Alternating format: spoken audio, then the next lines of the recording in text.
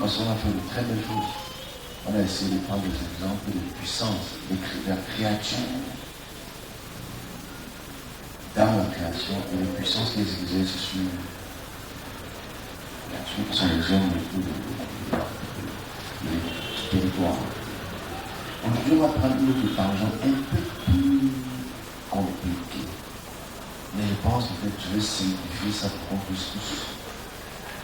puisse tous essayer de comprendre. Je vais essayer de simplifier ça. Donc je parlerai doucement, mais soyons en clair, je ferai l'effort de prendre des questions parce que je sais que ce que je veux prendre à moment est dans la création, la puissance est à l'être très complexe. Parce que je ne veux pas comprendre. Création, je dis quelque chose qui est créé, donc forcément il y a quelqu'un qui l'a créé. Puissance me dit la puissance ou la force que la créature exerce dans la création. Échelonné. Le problème de la compréhension de la création aujourd'hui ne se base que sur deux petits points. On va prendre ces points, on va les thématiser, on va les schématiser. Parce qu'aujourd'hui, le thème d'aujourd'hui, c'est le thème d'aujourd'hui sous la couleur sous création et puissance, c'est prescription et description. Parce que ça va permettre, je prends cette petite thématique pour que nous puissions comprendre. Prescription et description. Okay. C'est très important parce qu'en fait, le créateur ou celui qui a tout créé prescrit. Il donne des ordres et décrit ces ordres. Okay, donc la prescription et la description dans la création et la puissance. C'est notre thématique aujourd'hui. C'est vrai ce que je dis là est compliqué, mais vous allez comprendre. Vous allez facilement peut-être comprendre cette partie-là. Mais je veux comprendre. Parce qu'en fait, il y a un vrai problème dans la compréhension. Donc, allons-y. Je disais donc que le problème dans l'incompréhension de la création vient de deux points. Et je veux qu'on en parle un peu, qu'on en discute un peu. Et que ceux qui vont voir ceci puissent vraiment comprendre un peu mieux. Parce que j'ai eu un petit bon retour par rapport à cette thématique, mais les chrétiens, pasteurs qui sont dans la page, ils regardent, mais je pense qu'ils ont peur, ils sont inintéressés. Mais ce que je vais dire un peu les choquer, il va vous choquer peut-être un peu plus. Alors, le monde aujourd'hui a un miroir, au sens propre, pour figurer par. Le monde aujourd'hui a un miroir. Le miroir du monde, c'est les religions et la tradition. C'est le miroir du monde. C'est-à-dire, quand tu vas dans tous les pays du monde, tu vas voir qu'il y a au moins une tradition, il y a une religion. En fait, toute tradition opérée à travers un peuple qui devient un rituel, devient une religion. Ok? Voilà, doucement. Toute tradition d'un groupe ethnique, si ça se perpétue au cours des dizaines d'années, ça devient pour ce peuple-là une religion. Et on réalise qu'au cours des 3000 dernières années, ou plus, je prends combien d'années parce que on peut quand même parler de civilisation. Juste quand je parle ici, ceux qui vont écouter cette vidéo puissent vraiment mettre pause dans le logiciel de la foi et tout le reste et vraiment ouvrir le cerveau dans ce que j'explique. Parce qu'en fait, le monde n'a pas 2000 ans. Okay? Le monde a des millions d'années. Les hommes marchent depuis des milliers d'années. Donc, ne réduisons pas le monde à travers 2000 ans, 3000 ans, 4000 ans, 5000 ans. Accusons le monde à travers les génos, les génomes, les ethnos, les ethnies. Analysons le monde à travers les génos, les genres et les ethnos, les ethnies. On pourra mieux comprendre. Et on réalise qu'à travers les génos et les ethnos, à travers les genres et les ethnies, on peut faire ce qu'on appelle une historiographie ou une anthropologie pour déterminer quel groupe faisait quoi à telle période, quel type de tradition ou de rituel avait un certain groupe. Ok, c'est très intéressant. Et à travers ce groupe, comment observait-il le monde? Comment observait-il la création? Parce que l'incompréhension vient de là. Si je vais m'expliquer encore un peu plus clair. C'est-à-dire, un groupe ethnique qui commence à dominer un autre groupe ethnique, généralement ont des traditions, des rituels. Ces traditions et ces rituels, s'ils dominent le territoire d'en face et arrivent à les assujettir, prendre leurs femmes, prendre leurs enfants, prendre le bétail, 100 ans plus tard, le groupe qu'ils ont assujetti vont adopter la culture de celui qui les a assujettis. On va savoir la colonisation. Aujourd'hui, on parle français, pas parce que c'est une épiphanie, mais c'est parce qu'on a été dominé par les pays occidentaux qui nous ont forcé le langage, qui nous ont forcé le code vestimentaire, qui nous ont forcé le croissant, le lait et tout ce qui va avec. Parce que je veux c'est souvent on ne veut pas réfléchir et c'est ça qui me donne trop de douleur quand je veux parler des choses qui sont aussi simples à comprendre. Donc, ici donc, si on n'analyse pas le monde sous cette forme-là, on va croire beaucoup de choses. Et forcément, on va un peu plus en profondeur de ce point-là. Quand maintenant une ethnie, ethnos, qui est un génos, qui est un genre d'homme, il peut être noir, il peut être brun, il peut être jaune, il peut avoir les cheveux bleus, il peut avoir les cheveux blancs, whatever. Comment considère-t-il la création? Comment considère-t-il les dieux? Parce qu'on va parler de Dieu tout à l'heure. Comment ces personnes ont-elles ou ont-ils considéré les divinités ou le créateur? Vous allez voir que toutes, je dis bien sans exception, toutes les ethnos, les ethnies se sont appropriés un Dieu qu'on a expliqué tout à l'heure, et que ce Dieu est devenu un Dieu d'une nation. Je prends l'exemple. Aujourd'hui, le Dieu de mon village a pu conquérir le village à côté. Ça devient le Dieu de mes pères. On voit ça avec l'Égypte. Le Dieu d'Égypte, pas le Dieu du monde, le Dieu d'Égypte s'appelle Ra. Ok? C'est pas le Dieu des autres peuples. Et il a fait un fils, Horus, avec une femme, Isis. Ce sont les dieux nationaux. C'est le Dieu d'une nation. On voit que toutes les ethnos qui deviennent puissants dominent avec leur Dieu et demandent que la nation principalement, l'ethnie principalement, accorde des rituels à leur Dieu, parce que c'est le Dieu là qui les protège. Divinité, Dieu. Théos veut dire la même chose. Bibliquement, quand tu vois le mot Théos, ça veut dire divinité, ça veut dire Dieu. C'est pas ça que je comprends. Ça veut dire si on va à Ougarit, si on va chez les Sumériens, ils ont aussi le Dieu des Sumériens qui s'appelle Enlil. Si on va chez les Juifs, il y a le Dieu d'Israël. Parce que le Dieu d'Israël, c'est un Dieu ethnique, ce n'est pas un Dieu général. Voilà pourquoi ils se battaient contre les autres dieux, le Dieu de Baal. Ok? On réalise que toutes les ethnies ont leur Dieu ou leur divinité. Ce n'est pas un débat, c'est un fait. Quand tu vas chez les Grecs, quand ils commencent à donner le monde, ils ont leur Dieu Hélios, Jupiter. C'est leur Dieu personnel.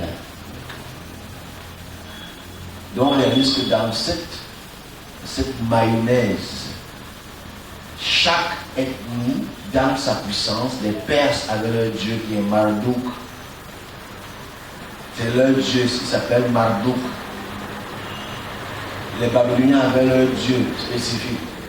Chaque peuple avait ou a son Dieu.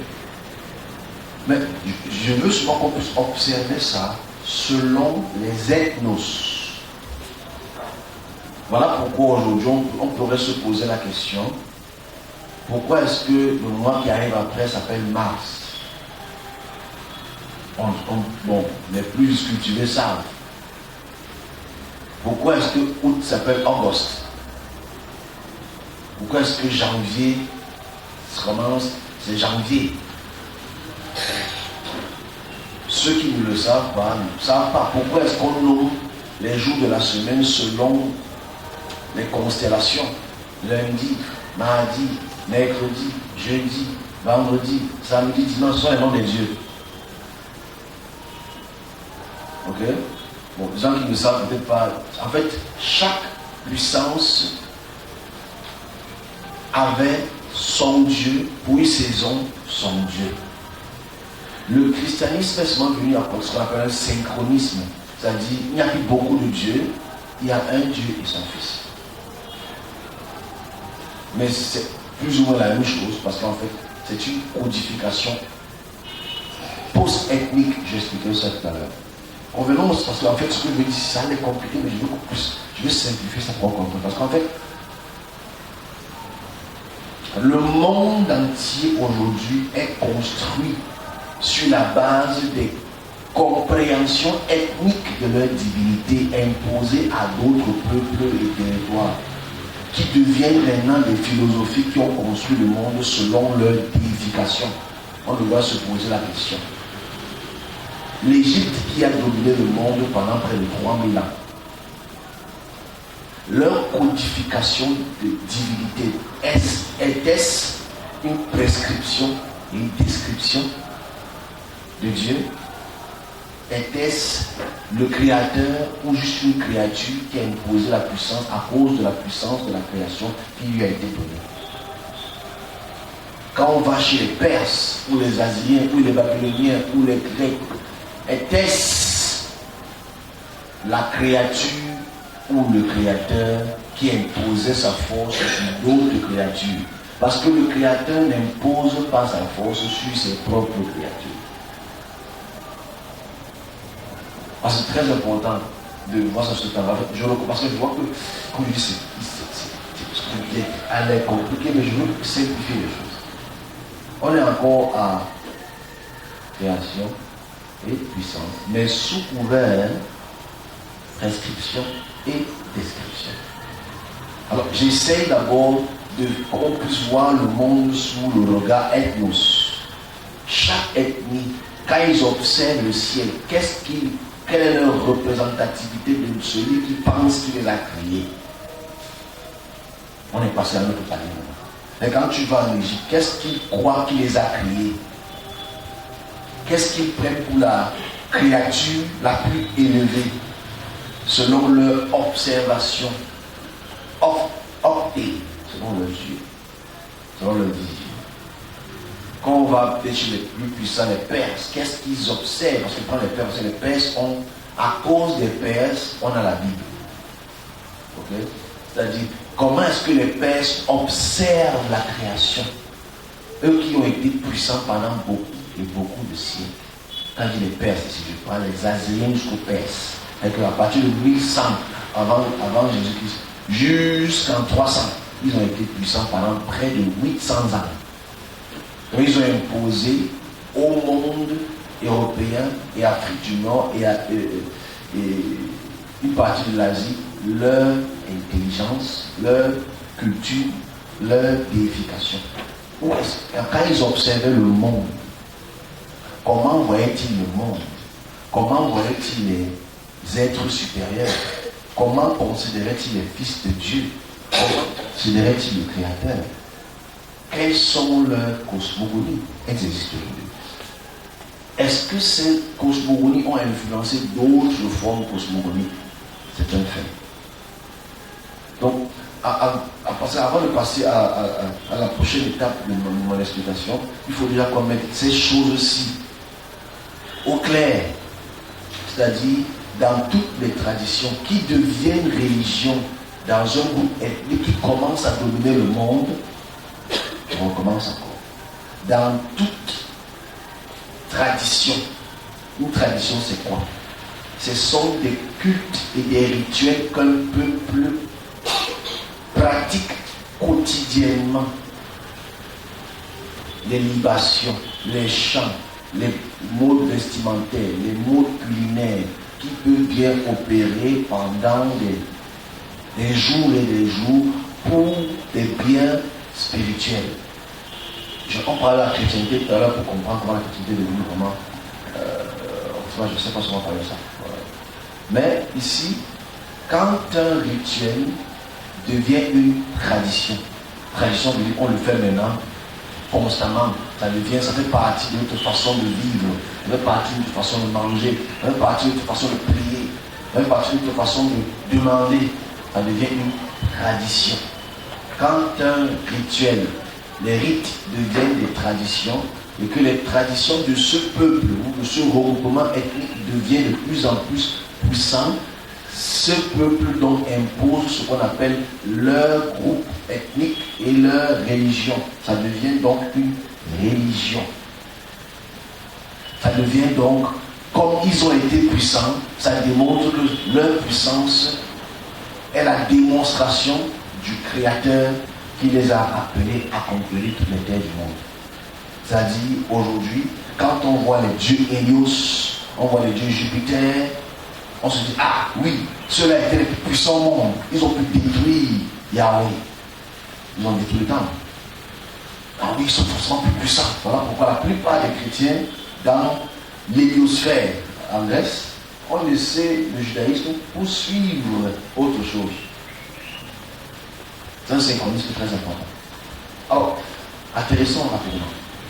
Parce qu'en fait, si la base de ce que je dis est un peu comprise, on a donc se poser la question. Quel groupe ethnique opérant dans cette tradition qui deviennent des religions a la véritable observation de la création et sa puissance? Ou bien ces groupes ethniques ne sont que des réflexions, des dominations angéliques qui imposent ça aux hommes, disant que c'est la création. C'est-à-dire quand tu prends la création selon les Égyptiens, quand tu prends la création selon les Sumériens, la création selon les Juifs, la création selon les Grecs, les Romains, chacun diffère un peu, mais chacun a quand même les points communs. Je veux qu'on puisse voir les points communs. Okay? Et comment est-ce que ces points communs devraient interroger le serviteur de Dieu? Parce qu'en fait, je ne peux pas interroger le croyant ordinaire. Parce que le croyant ordinaire croit. Il est né dans un groupe ethnique. Il est né dans un rituel. Ce rituel est une tradition pour lui. Et pour sa famille, c'est une religion. Tu nais chez les Bamileke, malheureusement. Tu adoptes la culture Bamileke. Tu pratiques les traditions Bamileke. Ce n'est plus une forme de prosélytisme. C'est pas qu'on t'a converti, tu es né. Voilà pourquoi je ne comprends pas les chrétiens en fait. Enfin, les chrétiens, je ne sais pas quel groupe de chrétiens. C'est-à-dire, aujourd'hui, on a adopté notre Dieu. On a adopté le Dieu d'une nation. On a adopté le Dieu d'une tribu. C'est le Dieu d'Abraham, Isaac et Jacob. C'est un Dieu ethnos. Okay? C'est un Dieu ethnique. C'est pas un Dieu général. Et forcément, c'est Paul qui nous a fait adapter ou être adoptés par ce Dieu. Il a dit nous pouvons être adoptés par la foi. Mais pourtant, dans chaque groupe ethnique, c'est que tu nais dans ce groupe ethnique. Un juif ne peut pas se convertir au judaïsme. Parce qu'il est déjà juif. Il faut seulement qu'il pratique le judaïsme. Okay? Un Bamileke ne peut pas se convertir pour faire les rituels Bamileke. Il est Bamileke. Ce sont les rituels de ses pères. Okay? Donc, c'est une continuité. En fait, le regard que j'essaie d'imposer, qui est difficile à regarder, c'est juste que quand on regarde donc en hauteur de ce que je pense que j'ai pris la peine d'exprimer, On voit donc que le monde est caricaturé, est sculpté selon deux principes, donc les traditions et les religions. Enfin, si mon explication était quand même, je fais le tour le moins technique possible, parce que ça ne sert à rien pour l'instant. Si on a caricaturé que toutes les ethnies sur Terre opèrent dans des rituels qui deviennent des traditions, avec la puissance hégémonique et leur croissance qui deviennent des religions, on voit donc que tout le monde entier, depuis la civilisation qu'on peut observer, opère dans les rituels. Donc, naturellement, allons un peu plus en petite profondeur, que vous savez déjà, vous ici dans cette petite église, c'est que on réalise que quels sont les points communs que la plupart des groupes, là maintenant dans le côté spirituel, dans la création, quelles sont les actions traditionnelles que chaque irrespectif du groupe, chaque irrespectif du groupe pratique comme rituel ethnique de sacrifice. Donc c'est important de le noter, c'est-à-dire que tous les groupes ethniques, je dis bien tous les groupes ethniques pratiquent des cultes sacrificiels dans les 4 coins du monde. Et forcément, quand ils apportent la domination, ils imposent leur domination aux autres peuples. Et ces peuples connaissent déjà les rituels sacrificiels, mais qui diffèrent avec les noms des dieux ou les noms des divinités. S'il vous plaît, on va parler des dieux tout à l'heure. C'est très important de parler des dieux. Théos. Voilà pourquoi je préfère utiliser le mot créateur que d'utiliser le mot Dieu de temps en temps. Parce qu'en fait, Dieu peut être confondu. Parce que bibliquement, ce ne sont pas les hiéroglyphes, ce ne sont pas les textes uniformes. Chacun de ces écritures a un Dieu. On vit encore la même conjoncture aujourd'hui dans notre siècle. Le Dieu des musulmans, le Dieu des chrétiens, le Dieu des juifs, le Dieu de mon village. Chacun a un Dieu parce qu'en fait, la codification ethnique joue toujours un rôle très important. Okay. Dans chaque groupe ethnique, donc, pour avoir accès à une divinité, vous le savez comment ça se passe. Pour avoir accès à une divinité, c'est très simple. La simplicité est qu'il faut passer par un rituel, il faut prendre une poule, une chèvre, une vache, et asperger le sang, et que le sang la serve de transit, d'expiation, d'élévation. Ça, c'est la généralité de tous les groupes ethniques. Parce que tu ne peux pas mettre le christianisme comme exception.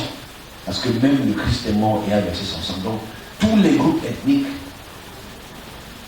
passent par des rituels. Donc, la véritable question dont il faut qu'on se pose, si on a même pu écouter mon exposé qui était assez rapide, j'aurais pu l'étendre pendant 1 heure pour prendre des exemples avec des noms, avec exactitude et précision de chaque peuple. Mais le peur que vous aurez le don, j'ai fait un résumé rapide. Donc, si donc, ça c'est pas nouveau pour vous, si donc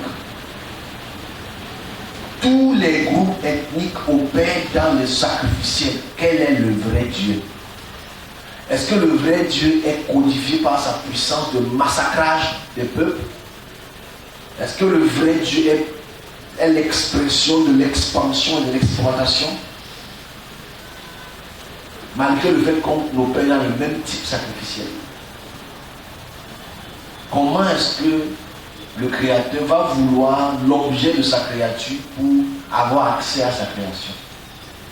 Je recommence encore une chose, je vais dire simplement. Comment est-ce que le Créateur qui a créé toutes choses peut avoir besoin d'un objet de sa création pour avoir accès à ses créatures? C'est-à-dire, comment est-ce qu'un Dieu sumérien, parce que quand on va par eux, pour avoir accès et apporter la bonté à son peuple, parce qu'en fait, n'oublions pas que les dieux, ce sont des dieux patros, ce sont les pères des nations. C'est là pourquoi Israël est son premier-né. Ok? Israël est le premier-né de Yahweh. Ok? Les Ougarites, Enlil est le premier-né. Auguste est le premier-né du dieu Hélios. Voilà pourquoi on appelle Auguste, c'est août, Auguste. Chaque Dieu, Patros, a un fils, fils de Dieu. Maintenant, lequel des religions, ethniques, traditions, cultes, qui opèrent de la même manière, parce qu'en fait, ce qui est souvent bizarre, quand on a l'impression de lire, parce que je m'adresse avec mes collègues qui sont naturellement des chrétiens, quand on a l'impression de lire les textes hébraïques et chrétiens, les textes de la Bible du Nouveau Testament et l'Ancien Testament, on a l'impression que Israël est une exception dans le domaine sacrificiel. On a l'impression, en fait, qu'ils sont, c'est vrai qu'ils font les choses différentes des autres, ça c'est un fait. Parce qu'en fait, pour la plupart des ethnies, surtout les Grecs, ils font ce qu'on appelle une accumulation ou une agglomération des dieux. Quand ils voient que ton Dieu a une bonne façon de faire les choses, ils mettent ça dans leur panthéon. Mais les Juifs, eux, ne le font pas. Les Juifs, eux, n'ajoutent pas. Il n'y a que Yahweh. Ok, il n'y a que Yahweh. Donc, on devrait se poser la question, naturellement, parce qu'il y a un débat qui court sur Internet, là, qui est d'une cupidité d'un niveau très très puissant, où il y a des débats sur est-ce que les serviteurs de Dieu doivent porter le titit. Oh, titit, vous savez pas, titit. Titit, c'est l'écharpe blanc et bleu avec les franges. Non, il ne doit pas porter, non, il doit porter. La nouvelle alliance, c'est d'une stupidité. On regarde à quel point le serviteur de Dieu se réduit à porter l'écharpe. Non, mais c'est grave. Je n'ai pas compris pourquoi les échappes maintenant. Je dis, mais tout serviteur de Yahweh, il a donné ses commandes. Yahweh a donné ses commandes qui doivent vivre à perpétuité. Donc maintenant, si les serviteurs de Dieu sont devenus des sacrificateurs, je ne sais pas comment un serviteur de Dieu peut devenir enfant d'Aaron, mais on comprend comme ça. Tout serviteur de Dieu qui devient enfant d'Israël est obligé d'obéir aux lois de Yahweh. Et Yahweh a dit, quand tu viens à sa présence, pour que tu n'oublies pas ses commandements, je paraphrase, il faut que tu portes le titit, que ça te rappelle les commandements. Donc aujourd'hui, tu ne peux pas donc te poser la question s'il faut la porter ou pas. Tu dois la mettre. Toute personne qui sait Yahweh doit mettre les titites. Parce que Jésus, quand il entre au temple, il mettait les titites, c'est le Fils de Dieu. Toute personne qui entre au temple portait les titites. Donc aujourd'hui, ça ne doit pas être un débat. Parce que ça fait partie de la culture d'une ethnie. C'est une ethno-religion qui est devenue mondialiste aujourd'hui par prosélytisme. Donc revenons sur ce qu'on dit. Comment donc le Créateur peut vouloir l'objet, un objet dans sa création pour te bénir, un objet dans sa création pour te sauver, un objet dans ta création pour se reconnecter. Voilà donc comment la plupart des traditions ethniques, à quel moment est-ce que le service de Dieu va se réveiller pour ne pas être le service des traditions, pour ne pas être le service des religions, mais être le service de l'information de l'invisible au visible. Voilà le vrai problème qui gangrène mon expression ce matin. Alors, parlons de Dieu en quelques minutes. C'est quoi un Dieu? Parce qu'en fait, déjà, selon les groupes ethniques, selon les ethnos qui ont le théos, selon les goïm qui ont le Elohim, c'est la même chose. Okay? Goïm, ça veut dire les nations. Ethnos, ça veut dire les ethnies, les nations. Selon les goïm qui ont le Elohim, on réalise que tous les groupes ethniques ont un panthéon de Dieu. Il dit bien, tous les groupes ethniques ont une réflexion de panthéon de Dieu. Panthéon veut dire un groupe de Dieu, que ce soit monolatrique, que ce soit polythéiste. Monolatrique, ça veut dire qu'il y a un Dieu très haut et d'autres dieux qui sont en bas. Et polythéiste, ça veut dire plusieurs dieux qui ont plusieurs fonctions. Tous les groupes ethniques ont la réflexion de regarder le soleil et dire que non, avec la puissance-ci, ce soleil-ci, c'est un dieu. Tous les groupes ethniques ont une visibilité ou une façon de voir Dieu sous le regard de sa propre création. Je me demande pourquoi Dieu n'est pas une mangue, parce que la mangue est quand même pas mal. Comme l'homme a l'impression d'être l'être le plus intelligent, forcément, si l'homme est l'être ou la créature la plus intelligente, ce qui est faux, est la plus intelligente, forcément, c'est que Dieu est à l'image de la plus grosse intelligence de sa propre création.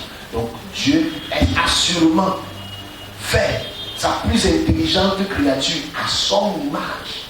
Parce qu'on réagit dans toutes, je dis bien, toutes les cosmogonies sumériennes ou mésopotamiennes.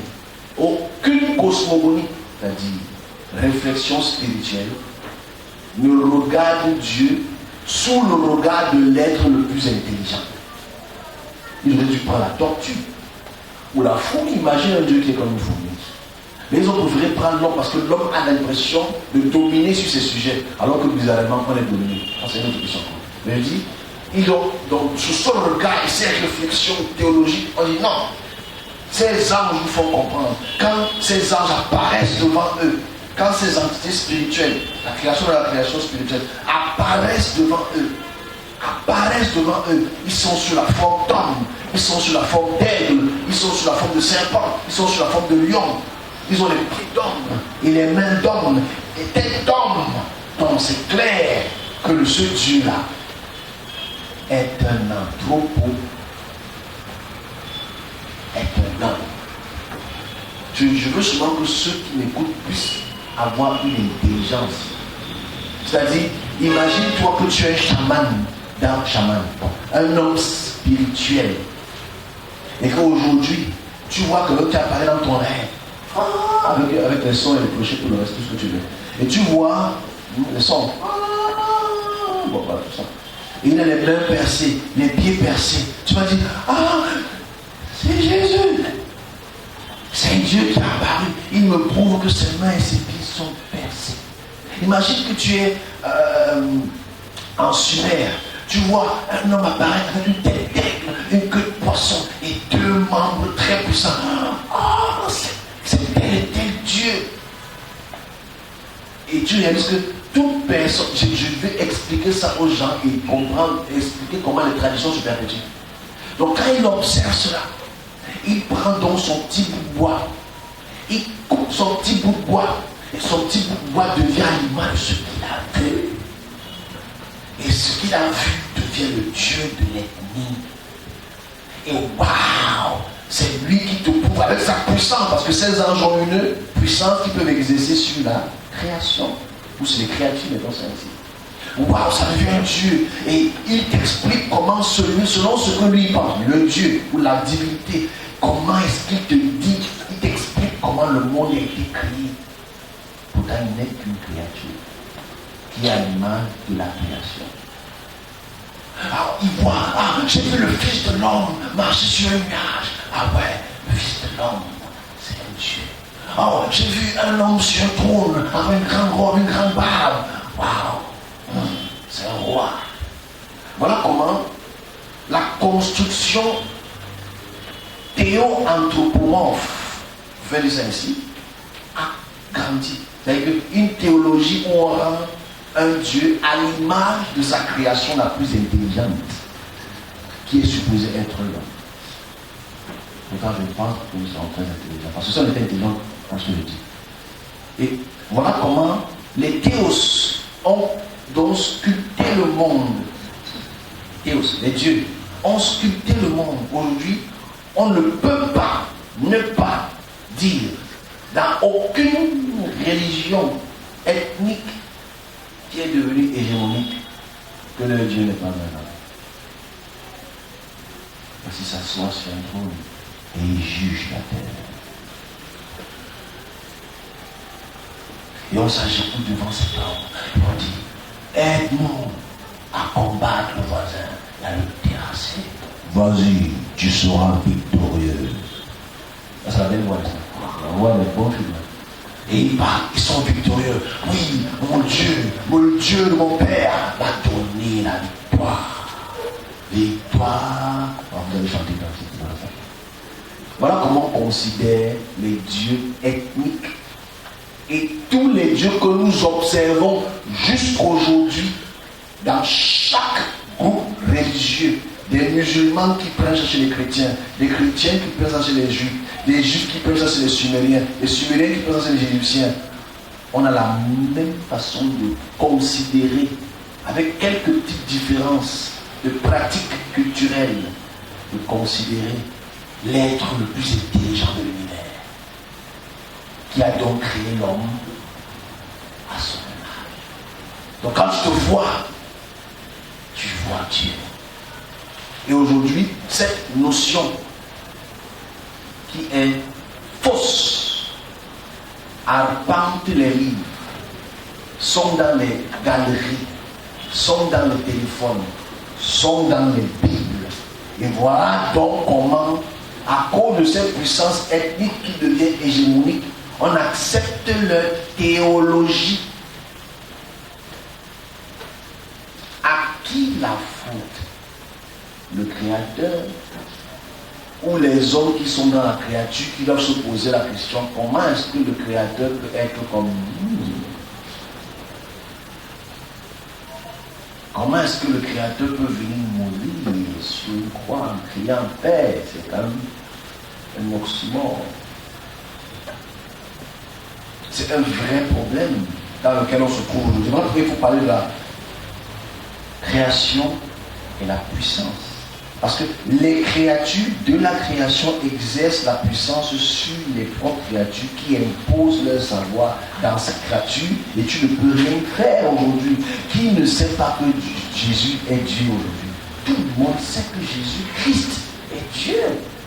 Il est venu mourir pour l'humanité. Ça c'est pour les chrétiens.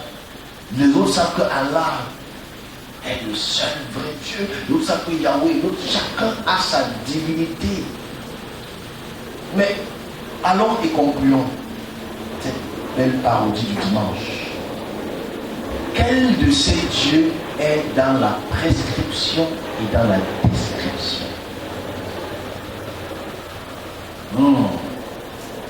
Quel de ces dieux a prescrit quelque chose qui s'accorde dans le temps?